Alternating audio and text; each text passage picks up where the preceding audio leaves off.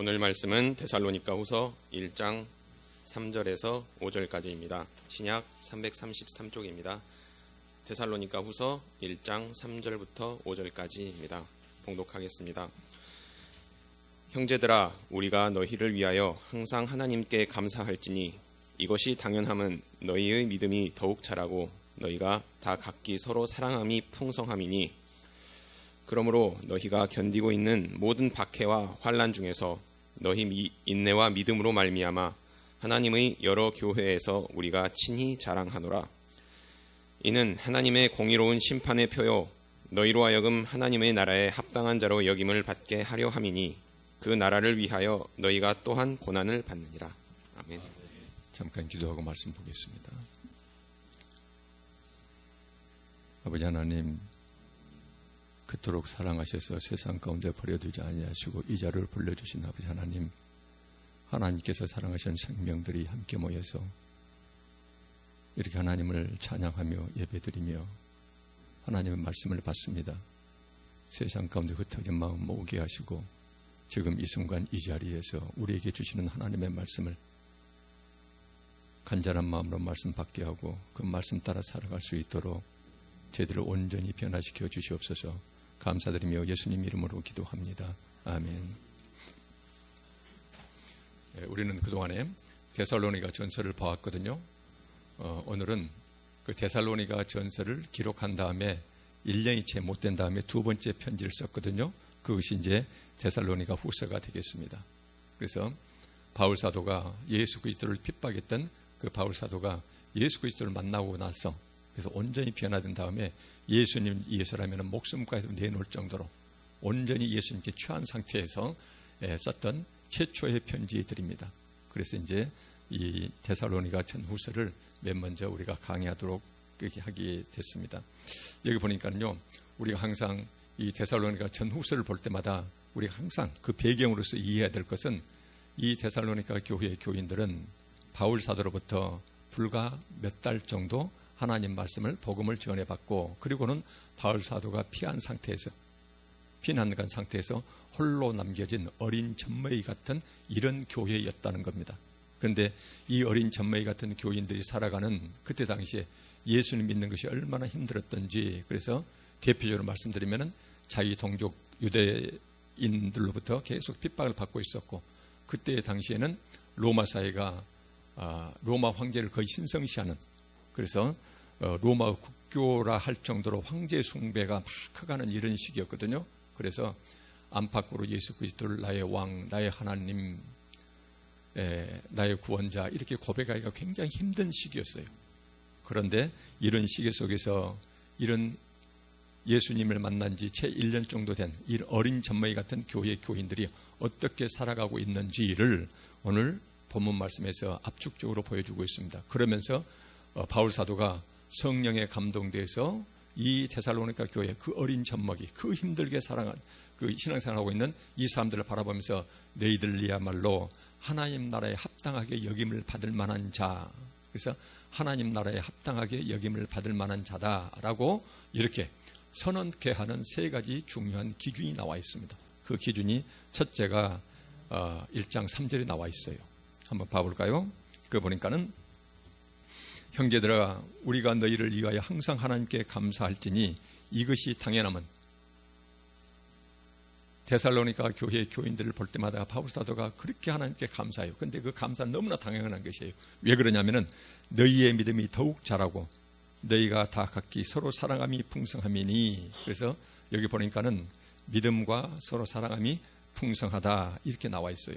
자, 우리가 이제 2000년 전으로 거슬러 올라가서 이 말씀을 바울 사도로부터 편지로 받았던 그 데살로니가 교회 교인들은요, 이 말씀을 어떤 의미로 받아들였을까요? 여기 보니까는 믿음이 더욱 자라고 했거든요. 여기서 자란다는 의미를, 그 용어를요, 그냥 평범하게 한국말로 자라고 이렇게 번역이 됐는데, 원래 이 자란다는 용어 자체는 헬라어로 어떤 의미냐면요, 비가 막 쏟아지는, 이렇게 우량이 풍부한 이런 열대지방에서 나무 뿌리가 그 옥토에 기름진 땅에 그 뿌리를 깊게, 그 다음에 옆으로 뿌리가 깊고 옆으로 계속 퍼져가면서 그 땅으로부터 진액을 전부 다 흡수해가지고 그래서 그 나무에 줄기로 올려보내서 줄기가 계속 커가요.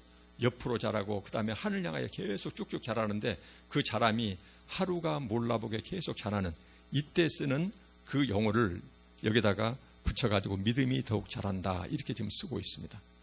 그래서 우리가 항상 지금 우리가 다릅니다. 그때 당시에는 여러 번 말씀드렸지만은 그때 당시 교인들은요 한 편 편지를 써서 누가 편지를 읽어주면은 그 편지를 기억해가지고 그 편지에 기억된 내용 가지고 신앙생활을 했어야 했었어요. 지금처럼 성경이 개인이 갖고 있을 만한 그 다음에 이 가난한 교회에서 성경을 양피지 기록된 이런 성경 두루마기를 따로 갖고 있을 상황이 못 됐었습니다. 그래서 이렇게 한 번 편지로 전해받은 이 하나님의 말씀을 자기들은 기억에 선명히 남겨야 돼요. 그래서 바울 사도는 이 믿음이 더욱 자란다 이것을 그냥 추상적인 일반적인 의미가 아니고 바로 우량이 풍부한 열대 우림 지방의 열대 식물이 하루가 몰라보게 계속 하늘 향하여 위로 솟구치는 그 용어를 여기다가 믿음 뒤에다가 붙여가지고 서술하고 있습니다. 믿음이 더욱 자란다. 그러면은 여기서는 바울 사도가 왜 이 용어를요 나무가 자라는 이 모습을 여기다가 비유를 했을까요? 성경에 보면은요 우리의 믿음의 시발점, 우리의 믿음이 시작되는 그 시작점이 바로 뭐냐면 하나님의 말씀이라고 그럽니다. 로마서 10장 17절에 이런 말씀이 있습니다. 믿음은 들음에서 나며 믿음은 듣는 데서 생겨난답니다. 근데 그 들음은 하나님의 말씀으로 말미암는다. 그래서 하나님의 말씀으로부터 시작돼서 그 하나님 말씀을 우리가 들으면은 요즘 우리로 말하면은 그 하나님 말씀을 보고 들으면은 그러면은 거기에서 믿음이 자란다고 그러거든요. 그래서 바울 사도는 자기 서신을 복음을 그쪽에 서신으로 전하면서 너희들은 지금까지 내가 전했던 말씀 그 복음에다가 그래서 이 믿음의 뿌리는 열대 우림 그 나무의 뿌리가 옥토에 기름진 땅에 뿌리를 박듯이 믿음의 뿌리는 하나님 말씀에다가 깊이 뿌리를 박고 그 다음에 하나님 말씀을 파고 들어갑니다. 믿음의 뿌리가 깊게 파고 들어가면서 옆으로 뿌리가 계속 퍼져요. 그래서 그 하나님의 말씀으로부터 진액을 빨아들여서 그래서 위로 올려보내요. 그러면은 우리 각자의 믿음이 신앙 공동체 믿음이 옆으로 계속 자라면서 하늘을 향하여 누구를요? 하나님을 향하여 위로 솟구치는 그런 지금 그림 언어를 사용하고 있습니다. 잊지 않도록. 그래서 여기서 이제 이 말씀을 쓰고 있으면서 우리는 하나님의 말씀 받을 때에 하나님 말씀보다 깊게 날마다 뿌리를 박고서 그 하나님 말씀으로부터 진액을 받아서 우리 믿음을 키워가는데 이 믿음이 지향점이 누구를 향해서 하느냐면은 하나님을 향하여 계속 위로 뻗어 올라가는 이런 지금 말씀을 여기다가 하고 있습니다. 그래서 그때 당시에 이 헬라어로 이 편지를 받았던 데살로니가 교회 교인들은 내 믿음이 눈에 선히 드러납니다. 하나님 말씀에다 깊이 뿌리를 박아서 거기서 하나님 말씀으로부터 진액을 받아서 그러고는 하나님을 향하여 우리 믿음이 계속 자라나야 되는구나. 지금 이렇게 받아들였을 겁니다. 잊혀지지 않겠죠. 그림이니까. 그래서 이렇게 말씀하고 있습니다. 우리는 보통 믿음을 있다 없다 이렇게 표현을 합니다. 그러나 바울 사도는 그렇게 표현하지 않습니다. 우리가 데살로니가 전서 1장에 보면은요, 전서에서 이런 말씀이 나와 있었거든요. 너희가 믿음의 역사, 사랑의 수고, 그 다음에 소망의 인내 이것을 보니 너희를 하나님께서 택한 줄을 알겠다라고 하나님의 택하심은 예수 그리스도 밖에 있는 사람을 예수 그리스도 안으로 불러들이는 첫 초창기를 말합니다. 이것을 보니 믿음이 행동으로 나타난다는 것이에요. 믿음의 삶의 순종으로 나타난다는 것이에요. 그래서 이 믿음이 있는 그 자체로 머무는 것이 아니고 있다 없다 존재 여부로 따지는 것이 아니고 그 믿음이 하나님 나라를 살아가는 자로 그래서 믿음이 예수 그리스도 안에 들어오면 계속 하나님 말씀에 깊이 그 말씀이 너무나 좋으니까 그 말씀으로 깊게 옆으로 계속 퍼져가면서 하나님 말씀의 진액을 가지고 하나님을 향하여 계속 믿음이 자란다는 것이에요. 그 하나님이 너무 좋고 그 하나님을 너무나 알고 싶고 그러니까는 계속 성경 말씀을 파고 톱하고 그것을 묵상하고 그러면서 믿음이 하나님을 향하여 계속 하늘로 솟구친다. 지금 이렇게 말씀하고 있습니다. 이러한 믿음이요. 예수 그리스도 밖에 살아가다가 예수 그리스도 안으로 돌아서 믿음이 있으면은 그 믿음 가지고 행함 정도로 끝나는 것이 아니고 이제는 어떤 사람이냐면요, 예수 그리스도 안에서 살아가는 사람이요. 그 다음에 두 번째 단계입니다. 첫 번째 택함 받고, 두 번째 예수 그리스도 안에서 살아가는 사람들은 이렇게 믿음이 계속 하늘로 솟구치는데, 그 뿌리 진 원액은 바로 뭐냐면은 하나님 말씀으로부터 뽑혀진 진액이어야 된다는 것이요. 이렇게 자라야 된다. 이렇게 지금 바울 사도는 말씀하고 계십니다. 그래서 우리는 혹시라도 믿음이 있다 없다로 끝내는 것이 아니라, 오늘 우리의 이 자리에 앉아있는 우리는, 지금 우리가 읽고 있는 이 성경은 1년짜리들이거든요. 예수와 한 지 1년짜리들이에요. 그 다음에 우리하고 비교할 수 없는 그런 험악한 그런 상황 속에서 예수 그리스도를 붙들고 있는 것이에요. 근데 우리 모습은 어떨까? 그래서 우리는, 우리 교인도 마찬가지죠. 우리가 믿음이 자라가기 위해서는 모든 신앙의 첫 출발점은 하나님 말씀인데, 2000년 전 데살로니가 교회 교인들처럼 우리도 날마다 믿음의 뿌리를 성경 말씀에 계속 깊게 옆으로 이렇게 우리가 말씀을 묵상하고 말씀을 가슴에 안고 이렇게 살아가는 모습, 이런 것이 정말로 필요한 그런 말씀이 되겠죠. 그래서 이러한 것을 우리께 주문하기 위해서 하나님께서는 데살로니가 교회 그 어린 교회의 이 아름다운 모습을 이렇게 기록하고 있습니다. 그래서 이렇게 초창기의 믿음의 행함이 더욱더 자라나는, 나무처럼 자라나는 이런 모습을 보고서 바울 사도는 뭐라고 표현하고 있냐면요, 1장 5절을 보면은요, 1장 5절을 한번 봐볼까요? 이는 하나님의 공의로운 심판의 표요, 너희로 하여금 하나님의 나라에 합당한 자로 여김을 받게 하려 함. 그래서 하나님 나라에 합당한 자의 표지 자체를, 겉으로 드러나는 이런 모습 자체를 여기서 보니까는 믿음이 계속 하나님 말씀에 뿌리를 두고 하나님을 향하여 계속 자라난다는 거예요. 하나님을 향하여 더욱더 가까이, 하나님께 더욱더 가까이 다가서는 이런 것을 바로 모습을 보고서 너희야말로 하나님 나라에 합당한 자, 단지 택함 수준에서 끝난 것이 아니고 하나님 나라를 살아가는 자의 답게 믿음이 있다 없다가 아니라 그 믿음이 계속 날로 자라는데 하루가 몰라보게 이렇게 자라고 있다. 이렇게 지금 평가를 하고 있습니다. 두 번째는 하나님 나라에 또 합당하게 여김을 받기 위한 표지로서 두 번째 여기서 말씀을 하고 있습니다. 그 보니까는 4절에 그러므로 그 다음에 그 3절에 다 각기 서로 사랑함이 풍성함이니, 자, 첫 번째 믿음입니다. 이제는 사랑입니다. 이 사랑이 서로 사랑함이 풍성하다라는 말씀을 하고 있습니다. 여기에서 사랑이 풍성하다, 이 풍성함도 똑같은 그림원입니다. 어떤 경우냐면요, 이 보고 있으면은 얼마나 이 바울 사도는요, 이 믿음과 사랑을 잘 연결시킨지는 몰라요. 하나님 말씀으로부터 우리가 믿음이 계속 자라서 하늘 향하여 솟구치면은 그러면 하늘로부터 은혜의 비가 쏟아져요. 근데 여기서 풍성함이라는 이 용어는요, 헬라어로 어떤 의미냐면은 비가 쏟아져가지고 그리고 홍수가 졌을 때 이 홍수난 물이 옆으로 계속 흘러넘치면서 계속 퍼져나가는 그때 쓰는 그 용어를 갖다가 여기다가 너희 사랑이 마치 홍수처럼 옆으로 계속 흘러넘치면서 사방으로 퍼져나간다. 그럼 여기다가 그 용어를 쓰고 있어요. 그래서 풍성함이라는 것은 우리가 번역은 그렇게 되어 있지만 여기서 어쩔 때 쓰는 용어냐면은 하늘로부터 비가 쏟아져서 홍수가 난 물이 옆으로 흘러가는데 어떻게 흘러갈까요? 가까운 데로서 멀리 흘러갔겠죠. 가까운 데로부터 계속 적시면서 흘러가는데 그 흘러가는 것이 깊은 곳일수록, 낮은 곳일수록 먼저 흘러 들어갑니다. 그래서 여기다가 홍수물을 비유를 했어요. 그래서 한글로 번역해 놓으면 밋밋하지만 이것을 원어로 읽으면 얼마나 아름다운 표현인지는 몰라요. 그래서 우리의 사랑은 여기서 똑같습니다. 우리의 사랑은 있다 없다가 아닙니다. 사랑한다는 것이 아니고 우리의 사랑은 예수 그리스도 알고 나서 최초로 변화된 그 사랑이 이제는 어떻게 변화되냐면요, 우리의 믿음이 성경 말씀으로부터 진액을 받아서 하나님을 깊게 알면은 우리가 하나님께 가까이 가면 가까이 갈수록 그 하나님으로부터 우리가 은혜를 받습니다.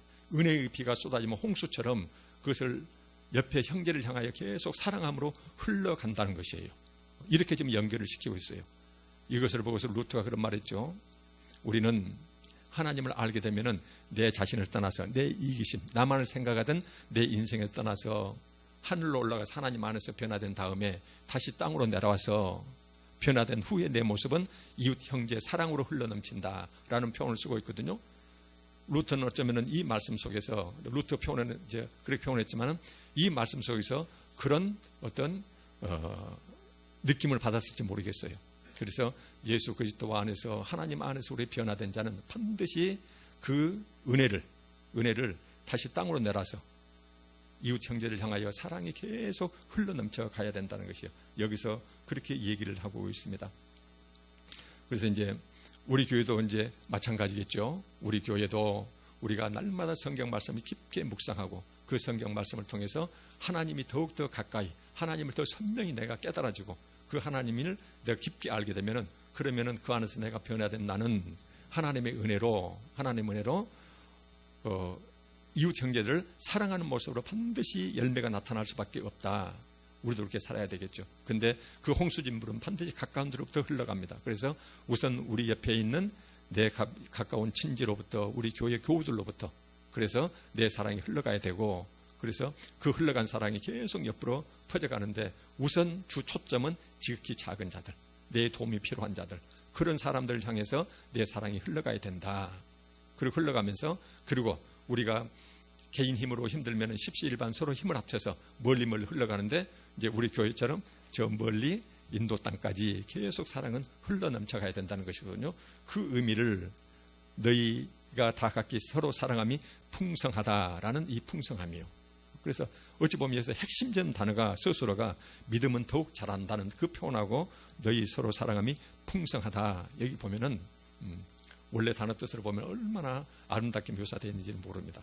이런 모습을 보고서 바울 사도가 이 서로 사랑함이, 너희들 서로 사랑하는 것이 마치 홍수진물이 옆으로 흘러넘치듯이 계속 멀리 특히 지극히 작은 자들, 깊숙한 곳, 그 다음에 낮은 곳을 향해서 흘러가는구나. 이것을 보면서 이 모습을 보니 너희야말로 5절 말씀에 너희로 하나님 나라에 합당한 자로 여김을 받을 만하다라고 평가를 하고 있습니다. 세 번째가 있습니다. 세 번째가 바로 뭐냐면은, 여기서는 너희가 견디고 있는 모든 박해와 환난 중에서 너희 인내와, 1장 4절이거든요. 그러므로 너희가 견디고 있는 모든 박해와 환난 중에서 인내와, 여기 있어요. 초창기, 다시 말씀드리면 초창기 데살로니가 교회 교인들은 그때 유대 사회에서는 예수 그리스도를 자기의 구원자로, 구주로 믿는 순간 맨 처음에 자기 집으로부터 쫓겨납니다. 집으로부터. 유대교, 그때 당시에 예수 그리스도를 이단시했던 그 유대주의달로부터 자기 집안에서부터 쫓겨나요. 부모로부터 쫓겨나고 형제로부터 쫓겨납니다. 그리고 자기 시족으로부터 쫓겨나고 종교로부터 쫓겨납니다. 그래서 계속 변방으로 흘러나가요. 나중에 이방민족이요. 이방민족은 그때 당시에 요즘 우리가 상상할 수 없는 그렇게 음란한 종교가 아주 사방천지에 흘러넘치는 그런 곳이었어요. 그래서 예수 믿고 변화된 자들은 그야말로 시궁창 끝으로 계속 밀려나는 것이에요. 흘러가는데, 그리고 나중에 국가로부터는 황제 숭배에, 이런 국가로부터 계속 이런 핍박을 당하는, 그래서 어디 하나 의지할 수 없는 이런 상황이었거든요. 맨 처음에는 그렇게 했겠죠. 맨 처음 예수 믿고 그랬을 때는, 초창기에는 자기가 견딜 만한 핍박과 박해는 견뎠겠죠. 그러나 너무나 힘든 것은 그냥 휩쓸려 갔겠죠. 그런데 여기 보면은요, 1년 같이 난 이 초신자들이 보니까는 박해와 환난 앞에다가 모든이라는 단어를 붙였어요. 그래서 예수 그리스도 신앙에 방해되는 것이면은 설령 그것을 목숨을 위협하는 것이라 하더라도 그걸 전부 다 배제하고 그것을 밀어내고 끝까지 예수 그리스도만 붙들고 있다는 것이에요. 그러면서 인내하고 있다는 것이거든요. 보니까는 모든 박해와 환난, 그래서 박해와 환난을 자기가 적당한 것은 그냥 견뎌내지만, 인내하지만 나머지 것은 그냥 순응하고 사에 따라가는 것이 아니라 예수 그리스도 신앙을 방해하는 모든 것들을, 다시 말씀드리면 자기 목숨이 위험하다 하더라도 그 모든 것들을 결국은 밀어내면서 모든 위험을 감수하고 있다. 인내, 이렇게 표현하고 있습니다. 바로 이러한 믿음은 하늘 향하여 나무처럼 쑥쑥 자라고 있고, 그렇게 변화된 후에 자기 모습으로서 옆에 이웃 형제를 향하여, 자기 앞가림도 그렇게 힘든 그 시대 속에서 형제들 향하여 계속 지극히 작은 자, 우선적으로 가까운데 사랑이 그렇게 흘러넘쳐 계속 멀리까지 퍼져나가고, 그 다음에 그 예수 믿는 것이 그렇게 힘들고 어려운데 목숨까지도 내놓고 모든 박해와 핍박을 견뎌내고 있는 것 보니 너희야말로 하나님 나라에 합당한 자로 여김을 받을 만하다. 그래서 데살로니가 전서 1장에 나와 있는 예수 그리스도 밖에서부터 예수 그리스도 안으로 선택받은 자가 이제 두 번째 단계로 이 안에 살아가는 자가 믿음이 있다 없다, 사랑이 있다 없다, 그 다음에 박해를 참는다, 이런 정도가 아니고 믿음은 더욱 자라고 사랑은 한없이 흘러가고, 그 다음에 핍박과 박해를 참는 것은 모든 것을 참아내고, 이런 모습으로 아름답게 신앙 성장하는 이런 모습을 지금 보여주고 있습니다. 하나님께서는 바울 사도를 통해서 이렇게 하나의 성문서로서, 문서로서 기록에 남긴 것은 바로 후대의 우리들로 하여금 우리 신앙의 표준 삼기 위해서 이렇게 기록에 남기셨겠죠. 근데 이렇게 신앙생활 잘하고 있는 데살로니가 교회 교인들에게 바울 사도가 특별히 당부한 것이 있습니다. 끊임없이 사단들은 이 예수 그리스도 신앙을 방해하기 위해서 교회 안팎에서 이렇게 작동하고 있거든요. 데살로니가 후서 2장 2절 3절에 이런 말씀이 나와 있습니다. 데살로니가 후서 2장 2절에 영으로나 또는 말로나 또는 우리에게서 받았다 하는 편지로나 주의 날이 이르렀다고 해서 쉽게 마음이 흔들리거나 두려워나 하지 말아야 한다는 것이다. 그러면서 2장 3절에 누가 어떻게 해도 너희가 미혹되지 말라, 먼저 배교하는 일이 있고, 그러면서 보니까는 미혹당하지 말라는 것을 이렇게 당부하고 있습니다. 그때 당시에 너무나 힘들고 어렵기 때문에 예수 그리스도가 승천하신 후에 곧 이제 예수님이 재림하셔가지고 우리가 이렇게 목숨 걸고 예수 그리스도 신앙을 붙들고 있으면은 우리는 이제 예수 그리스도로부터 구원받는다. 이것이 온통 소망이었거든요. 이 소망의 인내로 그렇게 힘들고 어려운데 믿음은 자라고 사랑은 한없이 펼쳐지고 이런 상황이었거든요. 그런데 이 거짓 교사들이 그런 사람들의 그 소망을 파고듭니다. 어떻게 소망 파고들어요? 그때 당시에 보면은요, 초대교회 이단들 중에 하나가 예수 그리스도는 이미 재림하셨다, 몸으로 오실 리가 없다. 사도행전에서는 예수님이 500의 형제가 보는 데서, 눈으로 보는 데서 육신의 몸이 하늘로 이렇게 들림받았거든요. 그러면서 뭐라고 말씀하셨냐면은, 천사들이 왜 쳐다보느냐, 예수 그리스도는 지금처럼 이렇게 육신의 모습으로 너희들이 온 눈으로 다 바라볼 수 있는 그 모습으로 하늘에 올라가시지만은 나중에 이 모습 그대로 다시 땅으로 재림하신다라고 말씀을 하셨거든요. 그래서 우리 눈에 보이는 예수 그리스도의 재림이어야 돼요. 근데 여기서 보면은 그때 당시에 초대교회 이단들은 예수님은 이미 재림하셨다, 근데 우리 눈으로 보이지 않는 영의 모습으로 이미 재림했다. 그래서 사이비 이단 교주들이 계속 예수님의 영이 이미 재림해서 나한테 들어왔다, 이걸 가지고 이렇게 미혹을 많이 했어요.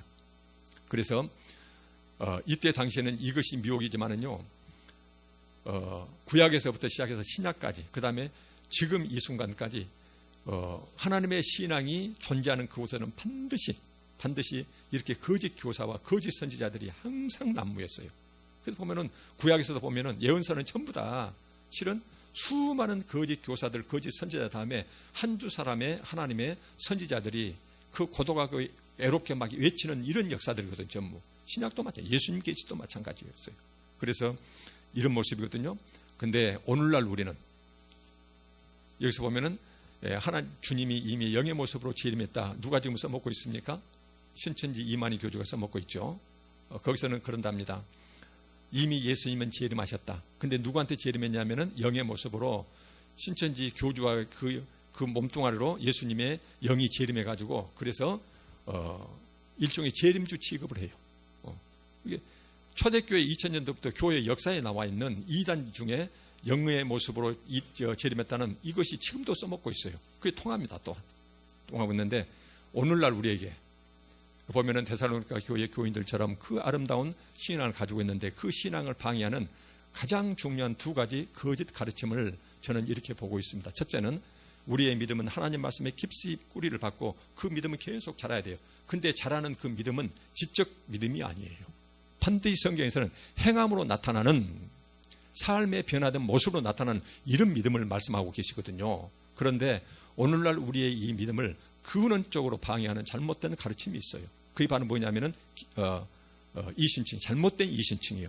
루터는 그런 식으로 표현하지 않았거든요. 그래서 그 이신칭의 출발점이 로마서 1장 17절이요. 및 복음에는 하나님의 의가 나타나서 믿음으로 믿음에 이르게 하나니, 처음 시작도 믿음이요 끝점도 믿음이라는 것이에요. 믿음으로 믿음에 이르게 한다, 도착하게 한다, 도달하게 한다. 기록된 바 오직 의인은 그 믿음으로 말미암아 살리라, 이 말씀이거든요. 근데 자, 예수님은 이런 말씀으로 이런 뜻으로 말씀하신 적이 없습니다. 그러면은 우리가 잘못된 지금 그 이신칭의 이론을 우리는 오직 이제 믿음으로 구원받기 때문에 행함을 강조해서는 안 된다. 갖고 이것을 노골적으로 표현하지 않다 하더라도 지적인 믿음, 입술로 고백하는 이 믿음만을 계속 강조하지 그 믿음이 삶으로 나타나는 행함에 따른 믿음을 이것을 설교하면은 썰렁한 설교가 된답니다. 다 싫어한답니다. 그래가지고는 이것이 사라져버린 이 시대를 우리가 살고 있거든요. 그러나 천주교와 개신교 2000년 교회 역사에서 최고 신학자를 누구로 하냐면 천주교에서도 인정하고 우리 개신교도 인정합니다. 그 신학자가 바로 어거스틴입니다. 어거스틴은 이 본문 말씀을 어떻게 해석했냐면요, 믿음으로 믿음에 이르게 한다. 근데 첫째, 믿음으로 이 믿음을 입술로 고백하는 믿음을 얘기한다. 그 다음에 믿음에 이르게 한다. 이 믿음은 방금 전에 입술로 고백했던 그 믿음을 삶으로 실천해서 그 증명하는 믿음을 증명하는 이 믿음을 말씀한다. 그래서 입으로 고백하는 믿음으로부터 삶의 순종으로 이를 증명하는 믿음으로까지 믿음을 이렇게 해석을 해요. 그래서 삶의 순종 없는 믿음만을 강조한 적이 없어요. 어거스틴은. 두 번째, 천주교하고 개신교가 한 몸뚱으로 살았던 것이 이제 1400~1500년 때까지죠.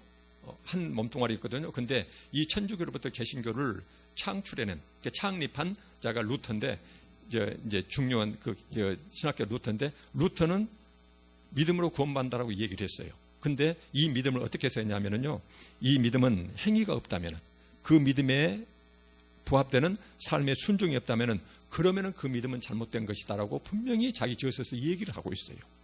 그런데 루터가 이신칭했다고는 우리는 계속 이렇게 얘기합니다. 루터도 그런 뜻으로 이야기하지 않았어요. 믿음으로 구원받는다. 그러나 그 믿음은 반드시 삶의 순종이 따르는 믿음을 말한다. 그래서 삶의 순종이 없다면, 행위가 없다면, 행함이 없다면 그 믿음은 잘못된 것이다 라고 얘기를 했어요.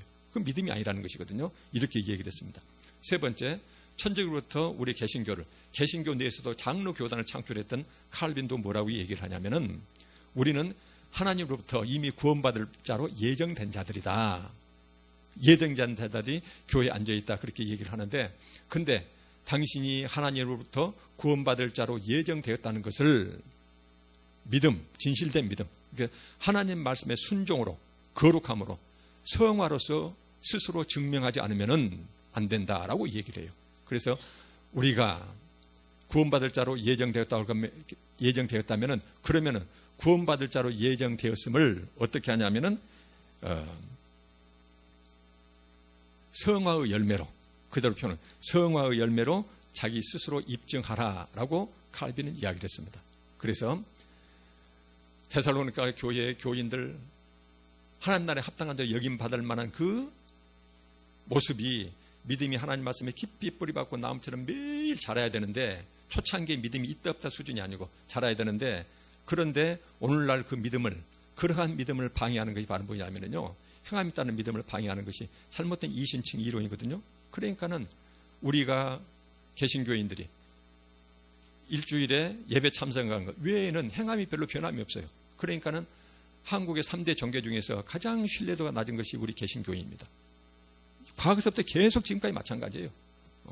제가 통계에 조사했던 것이 1990년대부터 지금까지 항상 개신교인들이 불교보다 현저히 낮습니다. 사회로부터 그런 평가를 받고 있습니다. 삶의 순종이 없어요. 근데 그것을 가로막고 있는 것이 이런 잘못된 거짓 가르침들이거든요. 그래서 우리가 정말로 세상 사람들 조롱거리가 된 것 자체가, 하나님은 그렇게 말씀하신 적이 없어요. 예수님도 그렇게 말씀하신 적이 없어요. 지금 바울사도 그런 의미로 말씀하신 거 아니에요. 여기에서는. 그래서 하나님으로부터 성경 말씀, 바울사도, 그 다음에 나중에 보면은 어거스틴, 루터, 칼빈, 신학자가 됐든 성경 말씀 됐든 하나님 됐든 전부 다 한 번도 그런 뜻을 말씀하지 않는데, 이것이 이미 우리 전통으로 굳어져 버렸어요. 그런데 믿음이라는 것은요, 반드시 데살로니가 교회 교인들처럼 삶의 순종으로 나타나는 믿음을 얘기를 합니다. 그게 바로 뭐예요? 사랑의 수고죠. 근데 이 사랑의 수고를 가로막고 있는 게 또 하나가 두 가지 있어요. 잘못된 교리가. 그게 바로 뭐냐면은 교회의 팽배해 있는 기복주의 신앙입니다. 기복과 기복주의 신앙은 우리가 구분을 해야 됩니다.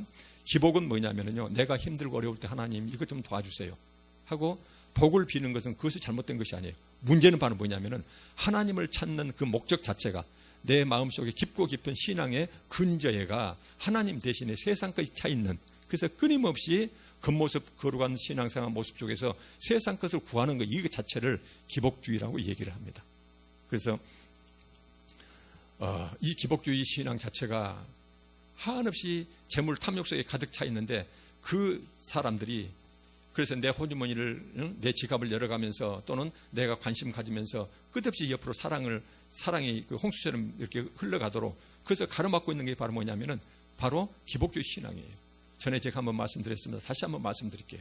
너무나 노골적이지만은 서울의 대형교회 한 목사님이요. 그것은 그 교단은요, 세계에서 그 교단이 존재하는데 그 교단에서 제일 큰 대형교회가 서울에 있습니다. 세계 최고 교회거든요. 세계에서 가장 큰 그 교회거든요. 서울에 굉장히 큰 대형교회입니다. 그 목사님이 미국 가서 부흥회를 하면서 했던 설교 말씀이요. 우리가 하나님께 복받는 비결이 있다. 3대 비결인데, 첫째가 주일 성수, 두 번째가 철저한 11조, 세 번째가 자기 교회 목사 존경하는 것. 이 세 가지를 하게 되면은 하나님은 우리한테 복을 주실 수밖에 없다. 그래서 이 3대 비결이 하나님께 복받는, 그러면서 했던 표현이, 하나님은 포크레인과 똑같다. 내가 포크레인 운전대 잡고 운전석에 앉아서 기도만 하면은, 이렇게 3대 주일 성수 11조 목회자 존경만 하면은 하나님은 우리한테 복을 주실 수밖에 없다. 그러면서 하나님은 포크레인과 똑같다. 그대로 읽어드릴게요. 우리가 기도하고 조종하는 대로 복을 주신다라고 설교를 했습니다. 이것이 교단지에 크게 실리고, 그래서 여러 가지 뉴스에서 나오고 이제 그랬던 말씀이거든요. 소식입니다. 근데 이것이 한국 교회만 그런 것이 아닙니다. 미국 교회 가서 이렇게 설교를 했거든요. 미국 교회 2006년도 타임지가 미국 교회 교인들을 향해서 이제 대상으로 설문조사를 했거든요. 설문조사했는데 거기에서 미국 교회 교인들 61%가 내가 교회 다니는 목적은 하나님의 도움으로 세상에서 부자되고 성공하는 것, 이것이 하나님의 뜻이다. 그래서 하나님을 믿으면은 내가 세상에서 성공하고 부자되는 것, 이것이 하나님은 우리를 향한 뜻이다. 그래서 이렇게 주장을 했답니다. 그레고레 비일이라는 유명한 신학자가 있습니다. 이러한 모습을 두고서 그 사람이 책에 썼던 말이 있습니다.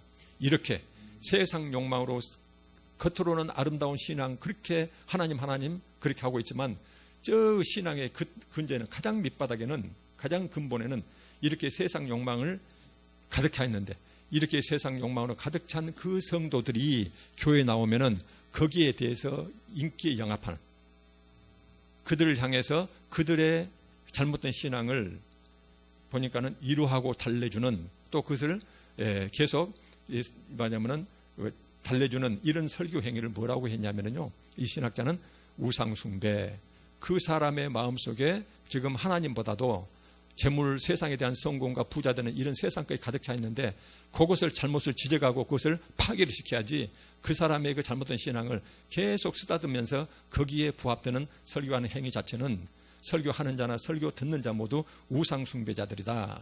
이렇게 얘기를 했습니다. 다음에 존 파이퍼라는 유명한 신학자는 이런 얘기를 했습니다.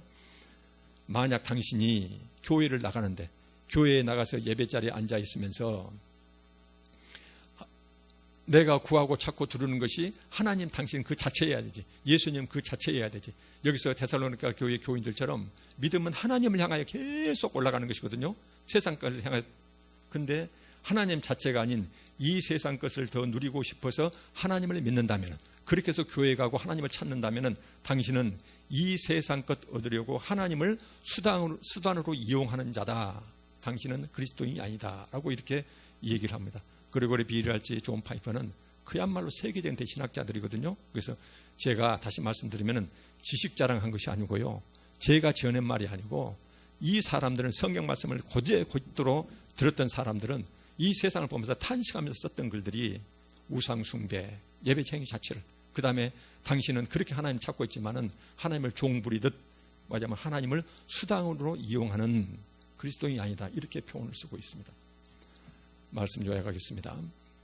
바울 사도는 1년짜리요. 제가 1년짜리 강조하는 이유가 있습니다. 저는 어찌 보면 이제 중학교 때부터 다녔지만은 평생 교회를 다니고 있거든요. 다니고 있는데 평생 교회 다닌 우리하고 1년간 교회 다녔던 그들, 우리는 특별히 어려운 것이 없어요. 예수 믿는 것. 그러나 그들은 목숨을 내놓고 모든 것 다 잃고 집안 형제 아버지로부터 쫓김당하고 그 다음에 하나씩 변방으로 밀려서 그렇게 힘들게 살아가는 이 데살로니가 교회 교인들의 아름다운 모습을, 믿음은 처음에 택함받은 그 믿음에서 있다 없다가 아니고 그 믿음이 계속 자라간다는 것이에요. 나무처럼. 그 다음에 그 믿음의 근전이 바로 뭐냐면은 거짓 교사들에게 잘못된 들은 걸 가지고 헛된 믿음이 아니고 오로지 성경 말씀 속에 깊이 뿌리를 받고 거기서 진행을 받아가지고, 그래서 거짓 교사들의 거짓 교훈에 흔들리는 게 아니라 그 성경 말씀에다 깊이 뿌리 받고 있다는 것이에요. 그 성경의 그 진액으로부터 계속 오로지 구하고 찾고 두드리는 것이 하나님 당신 그 자체예요. 예수님 그 자체예요. 예수님이 기다리는 것이에요. 그렇게 하늘 향하여 솟구치고 그 다음에 그렇게 은혜 받아서 변화된 자가 힘들고 어려운 상황 가운데서도요, 마치 홍수진 물이 옆으로 퍼져가듯이 계속 자기들끼리 그렇게 사랑하면서 살아가고 있다는 것이에요. 핍박과 박해도 적당한 것 추려 사는 것이 아니라 모든 것 목숨 내놓고 예수 그리스도를 붙들고 있다는 것이에요. 이런 모습을 하고 있으면서 이런 자야말로 선택받은 후에 하나님 나라를 살아가는 하나님 나라에 합당한 자로 여김받을 만한 자다라고 이렇게 바울 사도는 얘기를 하고 있습니다. 이것을 우리는 가로막고 있는 거짓 교사들의 거짓 교인이 믿음을 잘못된 믿음으로 하는 것이 잘못된 이신층의 이론, 믿음은 반드시 행함으로 나타나는, 그 다음에 우리가 사랑을 해야 되는데 오로지 내가 하나님 믿는 목적 자체가 이 세상이 잘 되는 것, 그것 때문에 하나님 찾는다고 그러면은 끝없이 자기 것, 자기 곳간 채우려고 그러는데 옆으로 흘러가겠습니까? 적당한 선에서 그치고 말겠죠. 그러나 우리가 이렇게 아름다운 신앙을 꼭 가로막는 거짓 교사와 거짓 교훈들이 항상 세상에 있어 왔다는 것이에요. 그래서 잘못된 이신층을 우리가 하루빨리 벗어나야 되고요. 그 다음에 기복주의에 매몰된 잘못된 신앙, 우리가 먼저 하나님 나라 그 의를 구하면은 하나님이 무엇을 먹을까, 무엇을 마실까, 무엇을 입을까, 그것은 하나님께 책임을 져 주신대요. 그분을 믿고 나가는 것이에요. 그래서 이렇게 말씀하고 있습니다. 힘들고 어렵지만 우리가 데살로니가 교회 교인들처럼 이렇게 믿음, 사랑, 소망을 하나님께 칭찬받아서 우리도 똑같이 하나님 나라에 합당한 자로 여김받는 그런 자들이 되기를 간절히 소망합니다. 기도하고 예배 마치겠습니다. 아버지 하나님, 오늘 본문 말씀이 비추어 우리도 데살로니가 교회 교인들처럼 믿음이 날로 성장해가고 우리의 형제 사랑은 나날이 풍성해지며 신앙을 이어가는 모든 유혹을 이겨내면서 거짓 가르침을 철저히 배격할 수 있는 힘과 능력을 주시옵소서. 예수 그리스도 이름으로 기도합니다. 아멘.